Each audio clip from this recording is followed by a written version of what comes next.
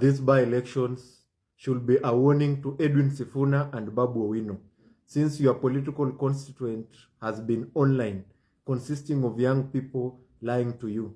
Just remember one thing, that young people have not lived long enough and be disappointed long enough to accept life the way it is, to accept that there is no such thing as a perfect person, a perfect leader, but people have faults. But what we look at is what percentage of this person is good and what percentage is bad. And by the time they reach that reality, they will be nearing 40.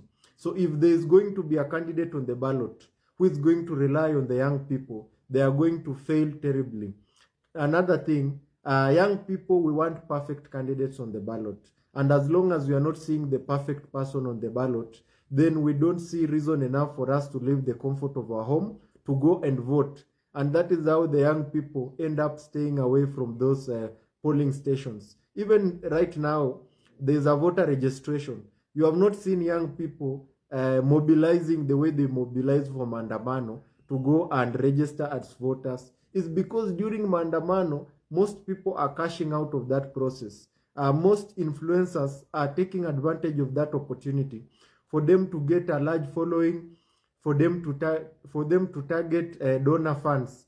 But other processes that do not have those benefits, you will not see young people being involved in those processes. Young people will not turn out to vote, but they will wait in the evening to say that the elections have been compromised when themselves they have not voted. So in 2027, the real voters are the older people. The young people are not going to turn up even in 2027 to vote. And therefore, because if we look at both William Ruto and Kalonzo Musyoka very well, even though the opposition wants to behave as if it is presenting a better change, we all know that Kalonzo Musyoka has so many weaknesses as an individual for us young people to be leaving the comfort of our home to go and vote for people like Kalonzo Musyoka. We'd rather even go and vote for William Ruto or just snub the whole process.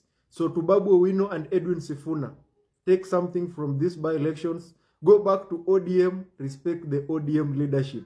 Otherwise, if we young people lie to you that you are popular enough for you to form your own political parties and chant your own way, you are going to kill your political stars. Especially somebody like Edwin Sifuna.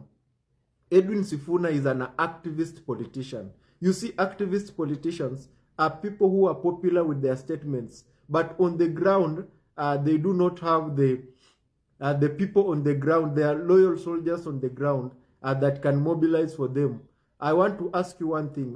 Put aside Babu Owino.